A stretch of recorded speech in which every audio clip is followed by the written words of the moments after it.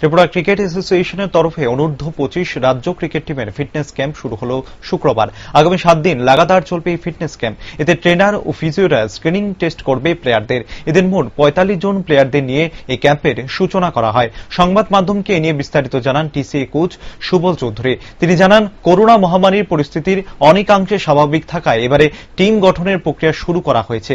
এদিন মোট 45 জন প্লেয়ারদের নিয়ে শুরু হয় এই ক্যাম্প। পরে আগামী 7 অক্টোবর থেকে প্র্যাকটিস ম্যাচ শুরু করার কথা রয়েছে বলে জানান তিনি। টিসিএ 25 মেন্স ক্রিকেট টিমের রিপোর্টিং আজকে গেছে। তো আজকে ট্রেনার আর ফিজিওরা মিলে স্ক্রিনিং টেস্ট করবে ওদের আজকে কালকে, যদি সম্ভব হয় তাহলে কালকের ভিতরে যদি শেষ হয়ে যায় তাহলে পরশুদিন পর্যন্ত। পরশুদিন আমরা ট্রেনিং পার্ট স্টার্ট করব। আজ থেকে স্টার্ট। কতজন প্লেয়ার? 45 জন প্লেয়ারকে নিয়ে আজকে শুরু করেছি। 55 জনের মধ্যে 10 জন মিসিং মানে কয়েকজন হয়তো বা ইনজুর্ড, ইনফর্ম করেছে 1-2 জন ইনজুর্ড, আর বাকিরা ইনফর্ম করেনি। আচ্ছা, কতদিন চলবে এই ক্যাম্প এবং কবে নাগাদ ফাইনাল টিম মানে ঘোষণা হতে পারে?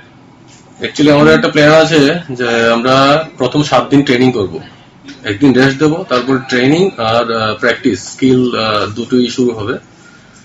7 তারিখ থেকে মানে অক্টোবরের 7 তারিখ থেকে 11 তারিখ আমরা একটা প্ল্যানিং আছে প্র্যাকটিস ম্যাচেস করার। ওদের যতটা সম্ভব দিতে পারি আমরা 2 মাঠ মিলে চেষ্টা করবো আমরা।